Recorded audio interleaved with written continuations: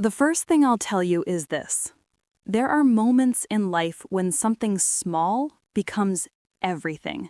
A single, stupid, revolting thing that slides under your skin and then, day after day, grows teeth. If you'd heard the story straight from the start, you might think I'm dramatic. You might think I was petty. You might even think I overreacted. But sit with me for a minute and picture it. Because if you've ever been quietly tormented by someone else's thoughtless cruelty, you'll know how the ordinary becomes unbearable, and how the desperate search for justice can make you do things you never imagined you would do. It started with a yard. To anyone driving by, my house looked like any other on the corner. Small, a little scruffy, an old maple in the front, a narrow dirt alley behind that acted as a buffer between me and the houses that lined the back street. I liked my yard. I took pride in keeping it tidy, in the way I could, pulling weeds, sweeping the porch, putting out a couple of potted plants that had somehow survived me not being very good at gardening. It was mine. It was my quiet place. It was my small, private thing. Across from me lived her.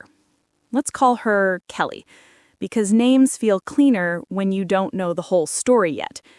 Kelly was my neighbor on the corner lot, right next to mine, the only one who really used that dirt alley. She had a dog. Not a small dog. Something chunky and loud that looked like it might have once been a big heart and then got bored. She would let him out in the morning, at night, whenever. No leash, no supervision. You could hear the clattering of her back door and then the jingle of a collar as he wandered into the alley and the yards of anyone unlucky enough to live beside her. At first, the mess was just messy, a nuisance, a thing to mutter about while sweeping the porch. Then, slowly, I noticed a pattern. There would be little brown surprises on the edge of the grass, right where my dog used to lay in the sun years ago, before I moved away and back, and then decided the grass was better left to whoever had time for it. Once I saw it happen. One of those soft, obscene piles, sitting like some kind of accusation on my lawn. I shouted to Kelly across the fence, "Hey, your dog!" She looked over, feigned surprise, and then yelled back something improbable like, "Not mine," as if the universe had conjured a dog to come and relieve itself exclusively in the narrow triangle of my yard. You learn people fast when you have to live near them. You see the way they treat small things. You see the way they carry their groceries, how they open their doors, how they manage their dogs. That's not poetic. It's observation. And what I saw was indifference. A kind of loud, unapologetic disregard. She would call the dog back, sometimes. More often, she would stand on her porch and bark commands that meant nothing, then go inside and disappear. Once I found a pile in my porch, and I lost my temper. I went over, I pointed at it, told her, "You need to pick this up." She shrugged and said, "Not my dog," with the kind of fierce, practiced certainty of someone who'd been excused from responsibility so many times, they'd learned to lie for themselves like breathing. What do you do in those moments? You confront, you ask, you knock on doors, and you try to be the reasonable person. I did those things. I told women on the street. I waved at where her dog had been. I talked to other neighbors. But there's a limit to how much a reasonable person can take before reasonable solutions stop working. It's one thing to be inconvenienced. It's another to watch a pattern repeat and be treated as the unreasonable one for noticing. The escalation was incremental but constant. When I called the city once, the first and only time, Kelly made faces at me. She whispered things to other neighbors like I was the difficult one. Once I caught the dog in my backyard, wandering freely like an invader, and I confronted her at her door. She opened it wide, hands on the frame, eyes cold, and said, If you come on my property, I will mace you. Not a joke, not even thinly veiled. She said it sweetly, like you tell someone the weather is cold. The threat landed like a brick. Now here's the part everyone always leans on when they tell a story like mine. Why didn't you keep calling the city? Why didn't you escalate more formally? Why didn't you file a report or get a restraining order? Those are valid questions, and I did think about them. But there are all kinds of bureaucracy built into the world, and a lot of it expects you to have patience. The system asks you to wait and fill out forms and go to hearings. Meanwhile, someone else keeps flinging small insults into your life, the kind without witnesses, the kind that sandpapers your nerve endings until you can barely breathe. There's a point where you stop wanting the system to act and you want the universe to balance itself. Call it hubris. Call it impatience. Call it whatever you want. I call it a pressure bubbling until it pops. It wasn't a heroic moment when I decided to do something. There were no flaming torches. There were no dramatic vows. It was more a slow, sick calculation born of being ignored, laughed at, and threatened. I remember sitting on my porch at night, watching the streetlight pool on the asphalt, smelling the faint trace of after rain in the dirt, and thinking about how ridiculous it was that a living, breathing human being could be so blithely cruel. I had to do something. Not for internet points, not for a viral clip, for myself.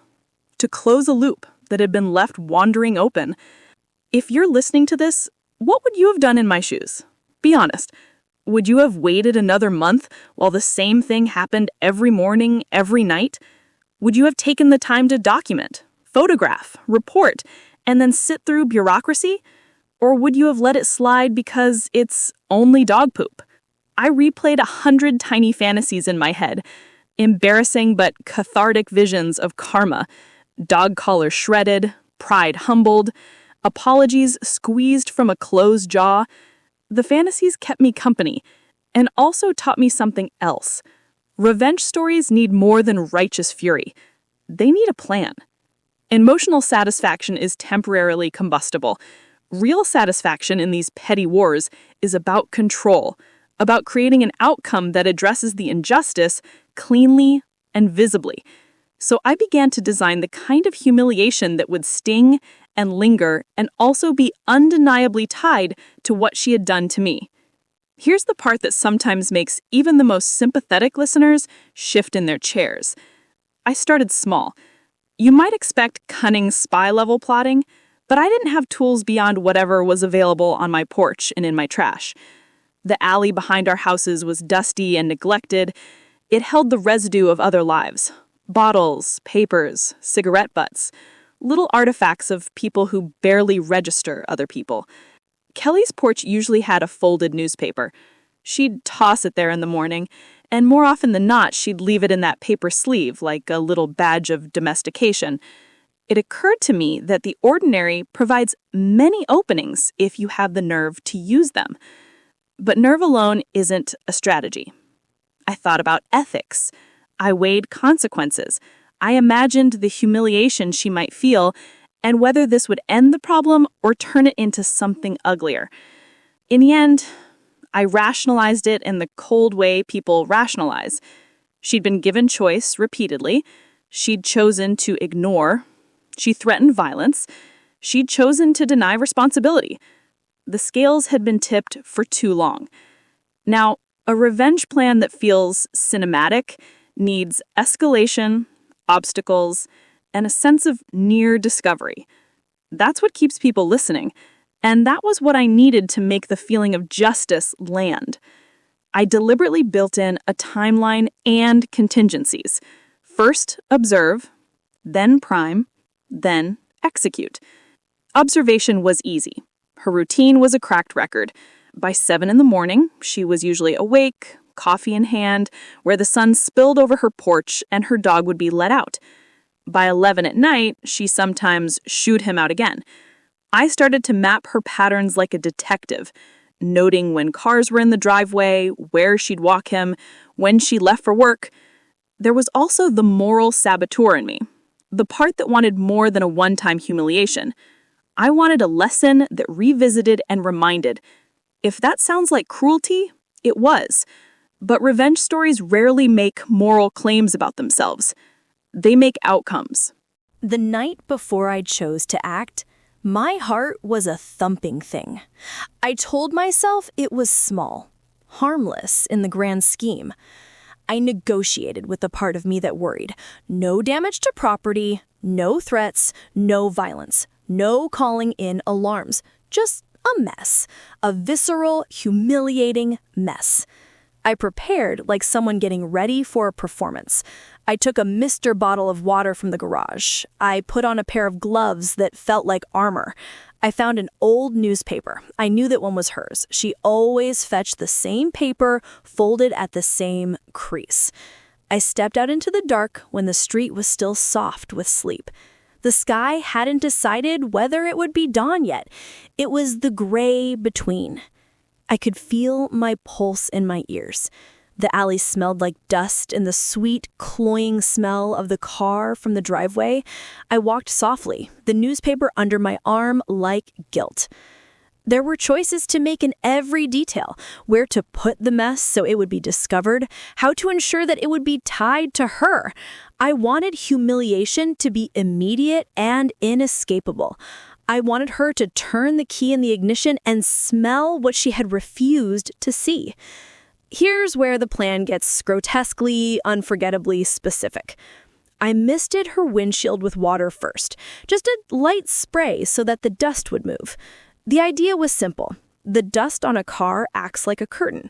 If you shake it, smear it, disturb it, you force the owner to notice the surface. I took handfuls of loose alley dust and crumbled it, letting it fall like fake snow across the glass, leaving a gray veil heavy enough to suggest that whoever had been there had been careless. Then I used the newspaper, my old, familiar weapon, and picked up some of the dog turds. If you've never been that close to someone else's waste, you don't realize how intimate and terrible the act is. My hands were shaking. I told myself to think of it as evidence. I rolled the newspaper up. This was the messy part handled by paper. And then I laid those small brown accusations in a line across her windshield wipers, like some obscene garland. The composition was all about theater. When the wipers moved, the smear of what had been left on my lawn would drag across the glass, making the private public. I set the paper I had used back in its sleeve and put it on her porch. My explanation for that was twofold. Make it plausible she'd bring it inside, and make it a signature, an echo of what she'd been doing to my property. I walked away hearing nothing but my heartbeat and the soft scrape of my shoes.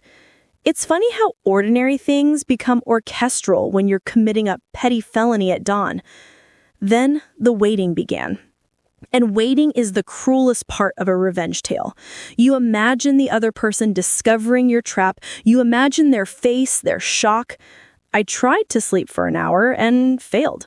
I sat on the porch with coffee gone cold and watched a few cars blur past like they were in another life. Time becomes elastic when you are in the liminal space between doing something and seeing the consequences. When she came out, and she came out right on schedule, I felt my stomach do a small, ugly flip. She looked like every other morning. Hair half tied, slippers, that same robe she wore on the porch. She opened the driver door like she was entitled to the world. The first thing she did was turn on the windshield wipers. If I sound like I'm savoring this too much, forgive me. A lot of this story is confession, and a lot is catharsis. The wipers started, and the smear happened. Dog crap smeared, and then the windshield wipers turned it into something obscene, something that crawled across her line of sight in a way even deniability couldn't recover from. The washer fluid bubbled and filmed the glass with a greasy brown soup. And then the smell hit. Smell is a brutal level of sensory betrayal. It bypasses intellect and hits you in the gut. She froze, hands on the wheel. Then she jerked out of the car and was suddenly small. a person undone. She vomited. Hard. On her driveway. She was bent double, heaving, knees buckled, and then steady again, retching as if something had been ripped out of her. The sight of it made my throat tighten. My immediate self, the one that had wanted humiliation, felt a sharp pleasure, a vindicated there. My other self, the one that still felt bounds of decency, felt nauseated at how small this felt, at how much it hurt. After a moment, she got to her feet, trembling, grabbed a cleaner, and tried to scrub the mess, retching every few minutes like the smell had become a living thing. The kicker was the newspaper, the one I had used and left on her porch. She went inside at some point, wrapped in paper towels and smelling of cleaner, and she picked that paper up, folded it as she always did, and carried it into the house. A few minutes later, I heard more retching from inside her home, pure, terrible conviction that what she had invited into the world had come back to visit her. She started walking the dog with a leash after that. That, to me, was victory. Small and specific, and not as satisfying as I thought it would be. She had changed one behavior. She hadn't admitted guilt. She kept walking the dog on a leash, but still didn't pick up the mess in other places. Her avoidance of my yard was absolute, immediate, and delicious for someone who had felt surveilled and violated for weeks. I replayed the scene over and over, thinking about the sound of her retching, the way she'd scrubbed at the windshield like she might scrub memory itself.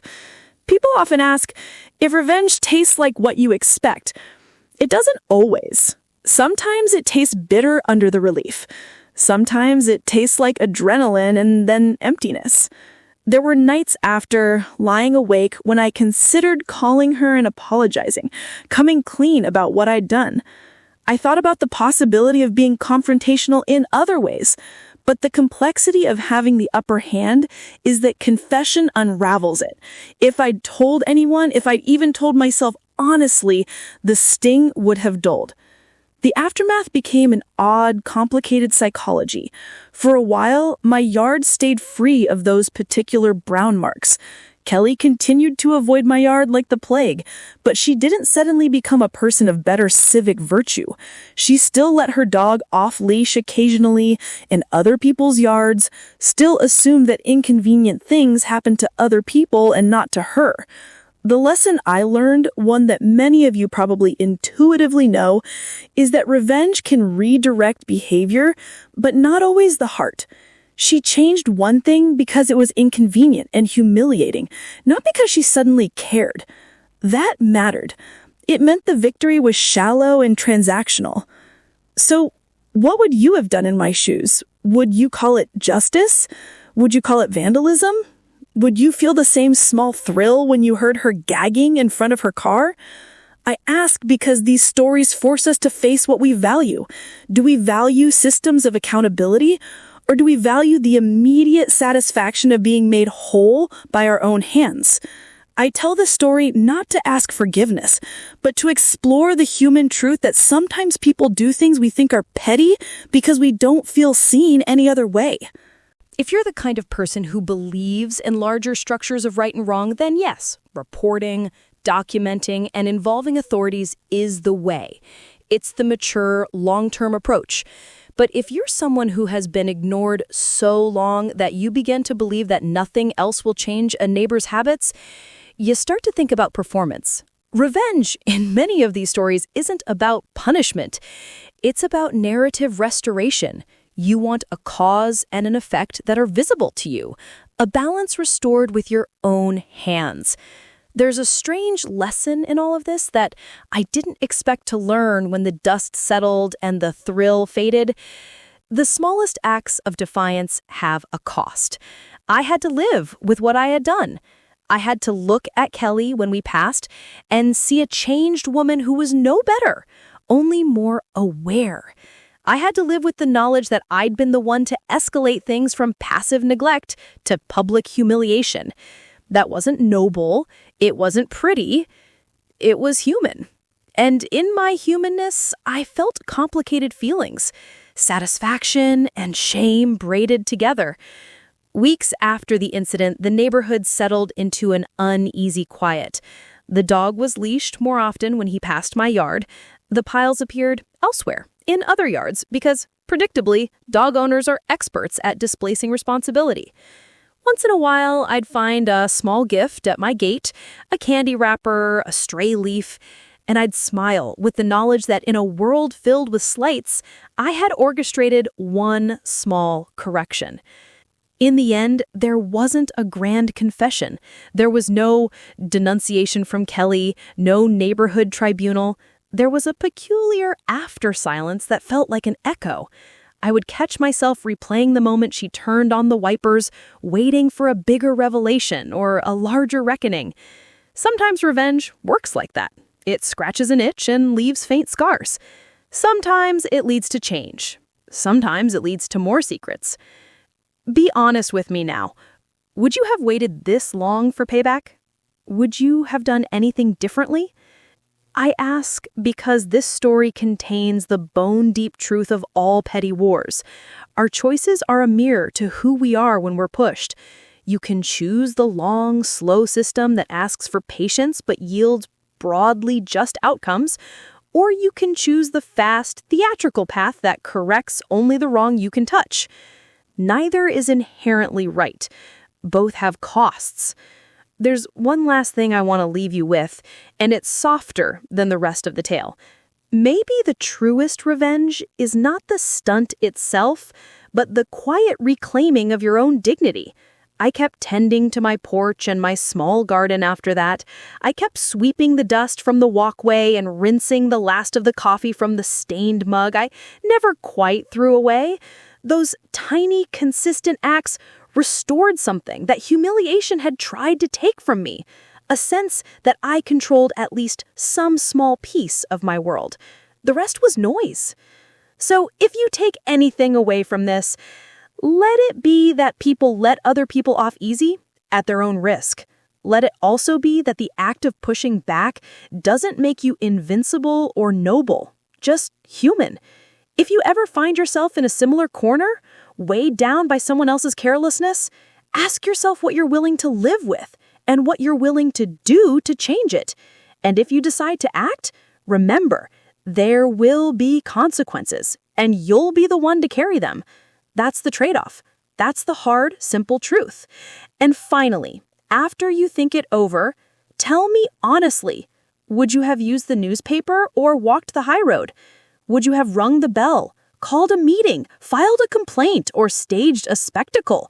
The questions are the point, because more often than not, stories like mine exist in the gray between law and outrage, between patience and action. They force us to choose, and in choosing, we reveal more about ourselves than we perhaps intended.